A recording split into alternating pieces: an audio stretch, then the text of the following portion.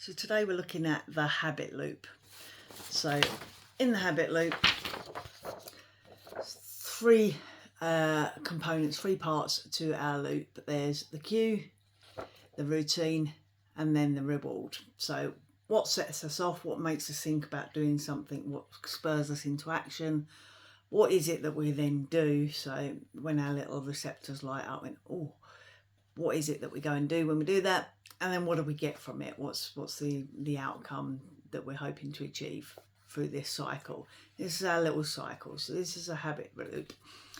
So I want you to have a look through that and looking at what are each of your components there. What are your cues? So what sets you off? So thinking about your habit change. Let's say, for example, you want to stop snacking in the evenings. Okay, so that's quite a nice simple one. So what is the cue? The cue might be that you've just settled down for the evening, the kids have gone to bed, you've popped Netflix on, sitting there now twiddling your thumbs, a little bit bored, you think, oh, I need something, a little bit of munchies, some crisps, some chocolates, whatever. So what's the routine? So the routine is then you get up off of your sofa, you go and start rummaging through your snack cupboards, see what's in there, what have we got, what's there to be had. And then obviously the reward is that you find the snacks and you get that little sense of comfort, I guess. Maybe a very small, short sense of euphoria, a little bit of satisfaction, maybe a bit of comfort. So that's the reward. So the cue is that whenever you sit down in the evenings watching Netflix, routine, you think, oh, I need something to munch, go find the munchies. Reward, you get that little bit of pleasure from it. So there's an example of a habit loop. And so we can look here, the most common cues. So location, so where you're at. So maybe there's something in your habit that it's whenever you're in this situation, this is what you do. So maybe if you're thinking about giving up smoking, maybe smoking is something that you do when you socialise. So maybe when you're indoors on your own, you don't really tend to smoke.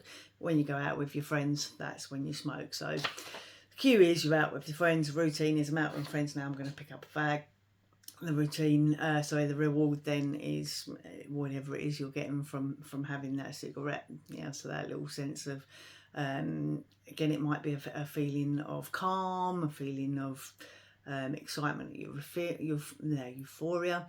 It might just be a sense of inclusivity because you're with your friends and it makes you feel like you're doing what your friends are doing.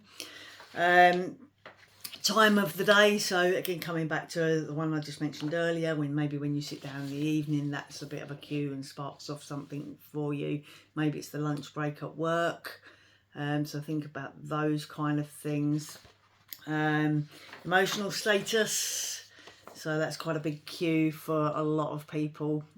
So maybe you've had a bad day, you've had a good day, you're stressed out, whatever it is, maybe that kicks you into doing whatever your habit is that you're thinking about changing.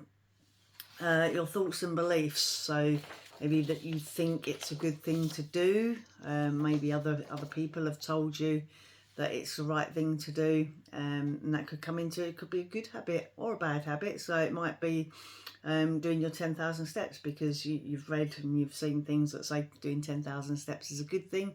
So your belief now is that you ought to be doing that. So that could spur you. And other people. So again, kind of coming back to that smoking one, when you're out with friends, maybe it's what they all do. Maybe it's your dinners. So maybe you're trying to eat healthy, but the rest of the family isn't really. And so that is what then spurs you into, you're sitting there with your lovely chicken salad. They're all sitting there with the pizza. You start off kind of with your salad and go, the cue is you've looked over, you've seen the pizza, maybe you've smelt the pizza, maybe you're just looking at other people enjoying that pizza, tearing off, I won't get you started. And so therefore then the routine is maybe you've ate your chicken salad and there's a slice of pizza left over and you think, oh, go on, I better finish it off, I'll just finish that off. And then obviously the reward of that is it just settles you down after that stress and that anxiety of probably watching other people eat pizza while you eat your chicken salad. You've got that reward now of, look, I was included, I had some as well.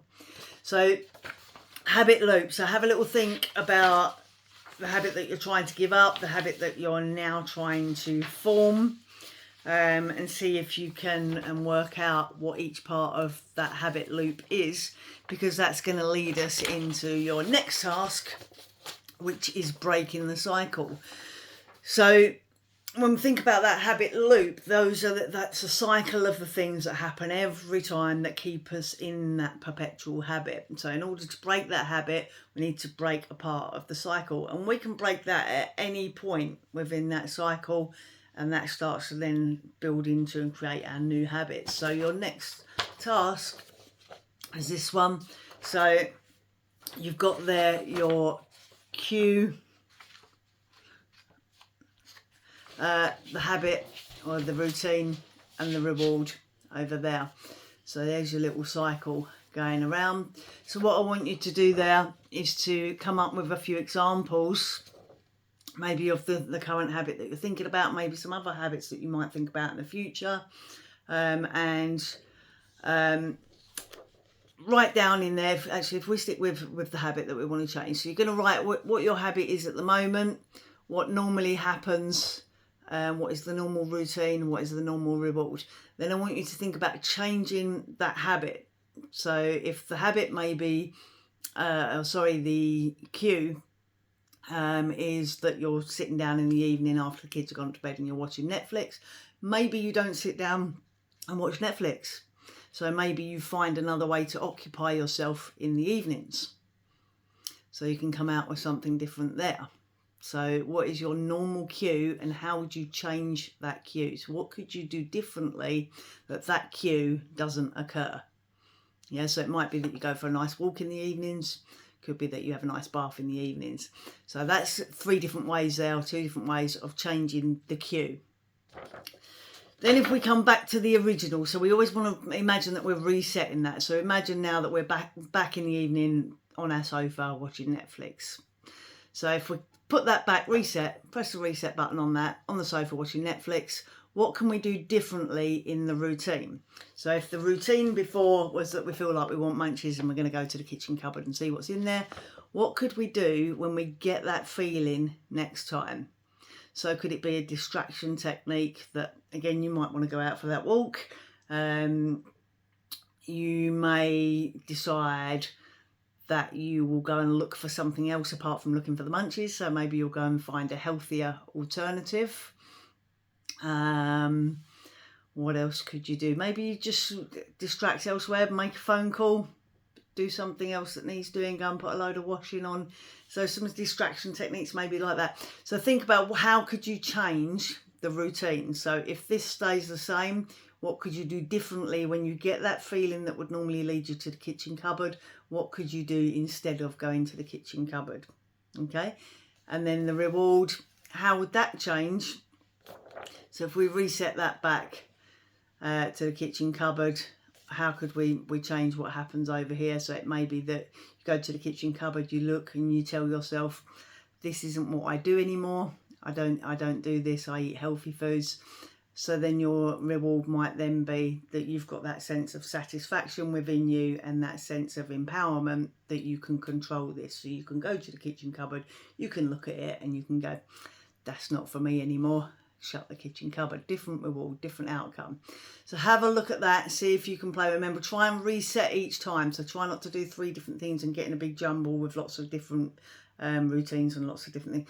So imagine that each of these 2 are the same when you change the third. If you're changing this, keep these 2 the same. If you're changing this, keep these 2 the same. Does that make sense? So we're only changing 1 component each time, so that we can then look at that kind of feedback loop and think, what can I change? And if we've got a couple of strategies, it might not be, when we're thinking about what's our plan going to be going forward, we might have a default strategy that we're not going to sit and watch telly, and that negates the whole issue. But we may then want a backup strategy. Well, if I do watch telly, I'm not going to go to the cupboard. I'm going to go and put a load of washing on instead, if that comes to that.